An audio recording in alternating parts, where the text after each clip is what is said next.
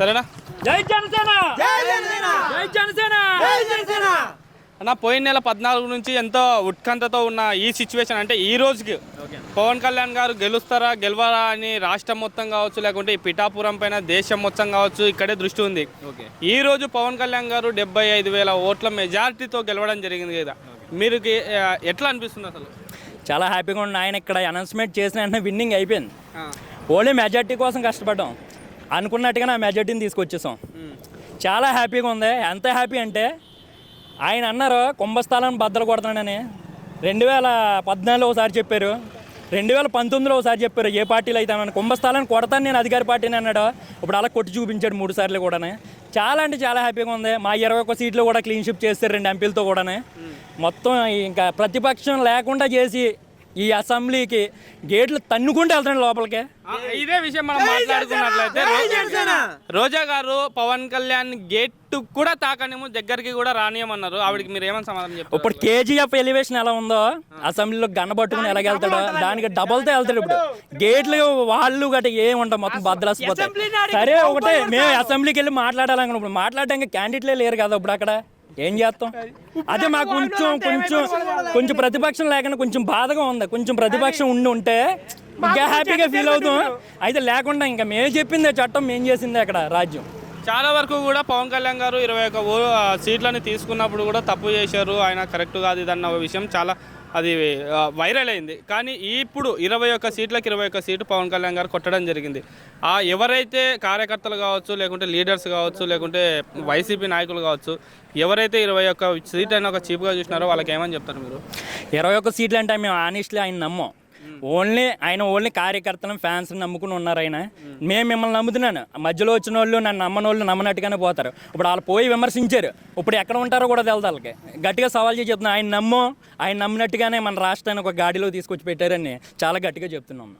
Fans అయ్యాం, ఇప్పుడు అమ్మో దేవుడికి బొత్తులు అయ్యాం, ఇప్పుడు ఆఖరికి మా దేవుడిని నెగ్గించుకొని అనుకున్న స్థాయికి తీసుకెళ్ళాం మేము. అది కొంతమంది ఎన్నో రకాలుగా వాగారు, ఏటి మళ్ళీ రానిస్తామా, ఇన్ని ఎక్కనిస్తామా, 2 చోట్ల ఓడిపోయాడు, 3 సార్లు చూస్తున్నాడు, 2 చోట్ల ఓడిపోయినాడు, 170 సీట్లు ఉన్నాడు, కింద తీసుకొచ్చాడు. ఇప్పుడు అది పవన్ కళ్యాణ్ గారు. అది ఎప్పుడు ఎవరిని కూడా అండర్స్టాండ్మెంట్ చేయకూడదు.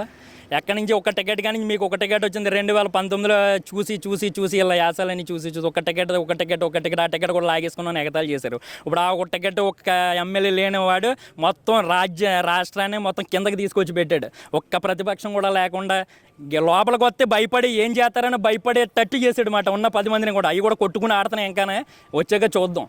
సరే, ఇప్పుడు తొందరలో అయితే ప్రమాణ స్వీకారం అనేది జరగబోతుంది. మామూలుగా ప్రమాణ స్వీకారం అంటే మనం మూవీస్లో చూసింటాం, ఒళ్ళు గొగ్గురు పొడిచేపాటు సన్నివేశాలు ఉంటాయి. ఇప్పుడు ఎటువంటి సిచ్యువేషన్ ఉండబోతుంది అనుకుంటారు? ఇప్పుడు ఆయన మామూలుగా ఆడియో ఫంక్షన్ ఇది పెడితేనే ఒక బాహుబలి సీన్ క్రియేట్ చేశారు. అప్పుడు విజేంద్ర ప్రసాద్ గారు చెప్పారు, బాహుబలి ఈ సీన్ నేను ఓన్లీ ఆయన ఆడియో ఫంక్షన్లో కూడా చూసి పెట్టిన ఈ సీను అన్నారు. ఇప్పుడు అటువంటి సీను డబల్ త్రిబుల్ అవుతుంది అన్నమాట. ఆయన ప్రమాణ స్వీకారానికి ఒక రేంజ్లో ఉంటుంది అన్నమాట. ఇంకా ఇదే ప్రాంతానికి చెందిన వంగ గీత గారు మొన్న లాస్ట్ టైంలో కూడా మాట్లాడడం జరిగింది. నా ప్రాంత ప్రజలకు నన్ను దూరం చేస్తా అని హైదరాబాద్ నుండి కొంతమంది వ్యక్తులు వచ్చారు అని చెప్పేసి అన్నది. ఇప్పుడు ఈ ఓటమిని ఆవిడ ఎలా తీసుకోబోతుంది అంటారు?